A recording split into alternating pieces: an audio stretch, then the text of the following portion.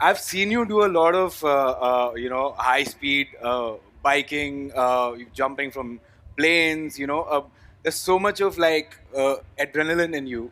How do you keep yourself um, like calm when you want to? Like, what's that control? What's that switch? Adrenaline is a wrong word for me because,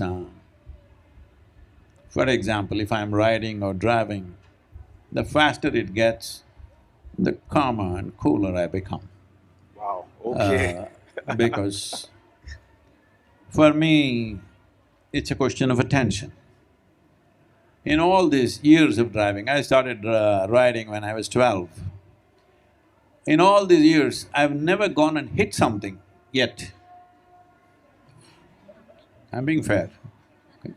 Yet, because I've been hit from behind, I've been hit from side, this and that has happened, but I've never gone and hit something. Well, when I was riding with the Kaveri calling some Bangalore actors, the Kannada film actors, they were all riding with me and they said, Sadhguru, when you're… what is the one rule that you follow when you're riding? I said, there's only one rule for me. I'm not thinking of anything, traffic rule, this, that. There's only one rule, never collide with anything. This goes for your life also. Never get into collision course with anything because generally it ends there, you know So when we were talking about being late, I was telling Siddhant, see, everywhere else in your life you must be on time. One place I encourage you to be late to is your own funeral. You must be late. Rest of the time, if you practice being on time, then you will see you can afford to be late. That's true. At that one event, you must be late. So, I don't get adrenaline like that, I become very calm because, see, if you run on adrenaline, what it means is, you're still in the basic instinctive state of flight and fight response. There is something called fight or flight response. Here, adrenaline pumps up and the whole system goes crazy. There is another way. Well, these kids will like it. Bangalore, Bengaluru, I'm sorry. So, now there's a lot of scientists, some top scientists from the Harvard Medical School have been, along with the Rutgers University, Florida University, Indiana University, they've been studying the inner engineering practice. This is what it does in the last 4 years. What they found, one of the things I'll tell you, it's an elaborate study. This is the most unbiased gene expression study that's happened in the world till now about these aspects. What they found was that with just about 40 days to 6 weeks of practice, most people are generating over 70% higher endocannabinoids within themselves. And it lasts. Up to 2 years they've been studied, and for 2 years they're generating endocannabinoids. That means they're all stoned all the time, just like me.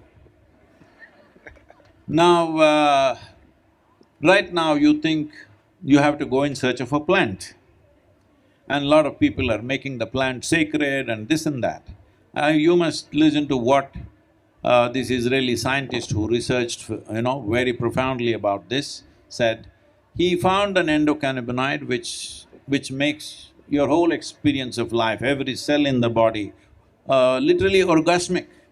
Because the amount of endocannabinoids that are being produced by simply doing a simple 21-minute practice is higher than what happens in a sexual orgasm. So if you sit here, you're blown away all the time.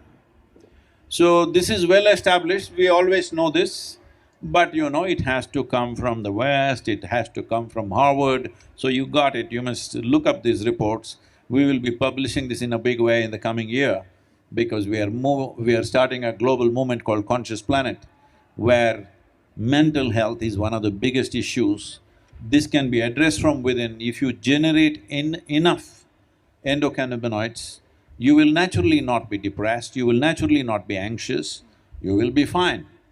So this Israeli scientist said this, who gave this name to one of the important endocannabinoids is anandamide. He said, entire body has cannabis receptors. This is not here for you to go looking for a plant. This is here because your system is capable of generating this. This is the most complex chemistry on the planet. If you manage it well, you will create the chemistry that you want. If you are a good manager of this chemical factory, you will be blissed out.